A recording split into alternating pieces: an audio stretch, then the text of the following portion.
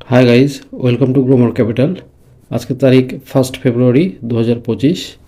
তো সোজা চলে যাওয়া যাক মার্কেটে। আজকে সারাদিন কী হলো দেখে নিই। তো আজকে ছিল আমাদের ইউনিয়ন বাজেট ডে। তো সেই হিসেবে আজকে কী হলো একবার দেখে নেওয়া যাক। প্রিভিয়াস ক্লোজ ছিল নিফটিতে 23,508। আজকে ওপেন করলো ঠিক 20 পয়েন্ট গ্যাপ আপ করে 23,588 এবং হাই করেছিল 23,632। দিনের শেষে নিফটি ট্রেড করার সারাদিন ট্রেড করার পর 23,482 অর্থাৎ 23,500 নিচে ক্লোজ করলো। আগের দিনের থেকে মাত্র 26 পয়েন্ট নিচে, যেটা পার্সেন্টেজ টার্মে -0.11%। তো নিফটি আইটি 42,029 বন্ধ হয়, একদম ফ্ল্যাট। নিফটি ব্যাঙ্কও ফ্ল্যাট, 80 পয়েন্ট মাইনাস করে 49,506-তে ক্লোজ দেয়। তো নিফটি ফিফটির চার্টটা যদি একবার আমরা দেখে নিই, তো সারাদিন কী হলো 30 মিনিটসের চার্ট করে নিলাম। ওপেন করলো এই ক্যান্ডেলে 9টা 15।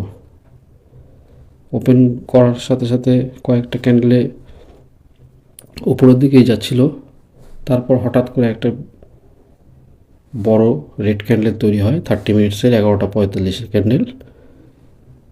সেখান থেকে পরপর আরও দুটো ক্যান্ডেল নিচের দিকে নামার পর আবার কিছুটা পুলব্যাক দেওয়ার চেষ্টা করে। তো আজকে বাজেট ডে হিসাবে যতটা ভোলাটাইল হওয়ার কথা ছিল ততটা না হলেও বেশ ভালোই ভোলাটাইল ছিল। তো এটা তো হওয়ারই কথা, বাজেট ডেতে এইটুকু ভোলাটাইলিটি তো থাকবেই। তো আর আজকে বাজেটে কী হলো সেটা নিয়ে যদি আলোচনা করা যায়, বাজেটে যতটা আশা করা গেছিল ততটা হয়তো কিছুই হয়নি। তো আমজনতার জন্য শুধুমাত্র যেটা ভালো দিক সেটা হলো ইয়ারলি 12 লাখ টাকা পর্যন্ত ট্যাক্স ফ্রি করে দেওয়া হলো। অর্থাৎ 12 লাখ টাকা পর্যন্ত ইনকামে কোনো ট্যাক্স লাগবে না।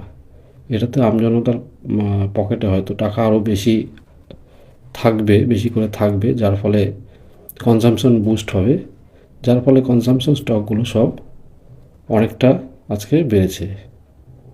তো এই ছিল মার্কেট। সোজা আমরা চলে যাই পোর্টফোলিওতে। আমাদের পোর্টফোলিওতে alpha -16.45%, alpha ETF -10.62%, autobees -5.69%, bank bees -7.83%, consum bees -3.44%, consum ITF +1.19%, CPSE ETF -15.51%, HDFC PSU bank -5.36%, HDFC SML 250 -11.83%। হ্যাঁ যাচ্ছি কেন। Bank IT +1.29%। হ্যাঁ হ্যাঁ।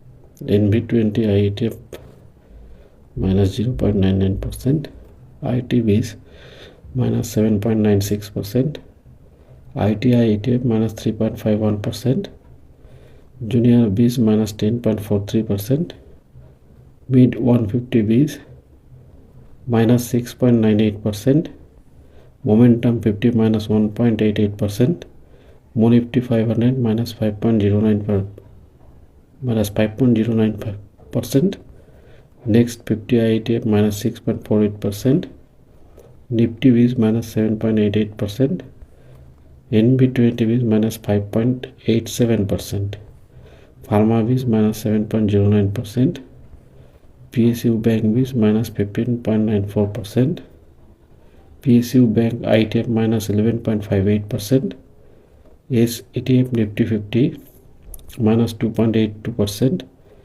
SETF Nifty Bank -4.51%, SETF Next Nifty 50 +0.66%, Silver BIS -4.14%, Silver IETF -0.40%। আর ডিএসপিএল আজকে আমাদের ফ্ল্যাট ছিল। টোটাল ওভারঅল প্রফিট পিএনএল -7.61% ছিল। এবার আমরা চলে যাই অর্ডার সেকশানে।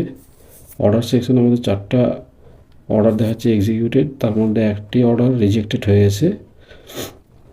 মোস্মল 250 এটা রিজেক্ট হয়ে গেছে, বাকিগুলো আমরা এক্সিকিউট করেছি। যেটা স্মল ক্যাপের সেকেন্ড লট আমরা ইনভেস্ট করছি, মিড ক্যাপের second lot mid cap ETF, আর গোল্ড বিস কালকে আমরা গোল্ড বিস সেল করেছিলাম, সেটা নতুন লট করলাম। তো আমরা এটা এই তিনটাকে একটু রেজিস্টার করে নিই, চলে যাই সোজা গুগল ফাইন্যান্সে, গুগল শিটে সরি। তো মিড ক্যাপের জন্য আমরা নিলাম মিড ক্যাপ ইটিএফ, এটাকে কালার কোড করে দিলাম। গোল্ড বিস আজকে আমরা নিলাম, কালার কোড করে দিলাম। আর একটা কি নিলাম,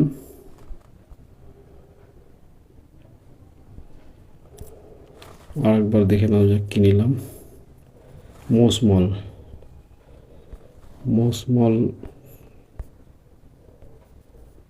অর্থাৎ এইচডিএফসি এসএমএল 250 সেকেন্ড লট, এটাকে কালার কোড করলাম, ওকে করলাম, ব্যাস আমাদের হয়ে গেল রেজিস্টার। আমরা গতকাল যে প্রফিটগুলো বুক করেছিলাম সেটা এক নজরে ফট করে দেখে নেওয়া যাক কত কি প্রফিট হলো। গতকাল ছিল 31।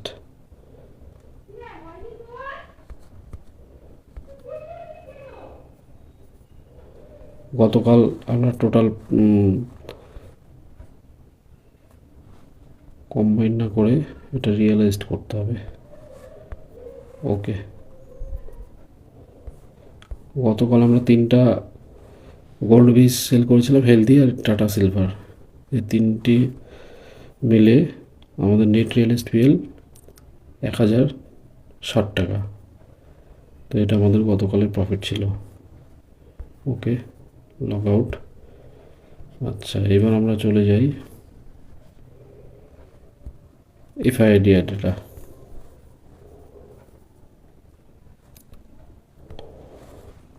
ডিআইরা আজকে 824 কোটি টাকার বাই করেছে নেট বাই, আর সেক্ষেত্রে এফআইরা 1327 কোটি টাকার নেট সেল করেছে। তো এই ছিল এফআইডিআই ডাটা। তো আজকে বাজেট হিসেবে মার্কেট তো কোনো রিয়াকশান সেরকম করলো না। এখন দেখা যাক আগামী সপ্তাহ থেকে এর রিয়াকশান কি পাওয়া যায়।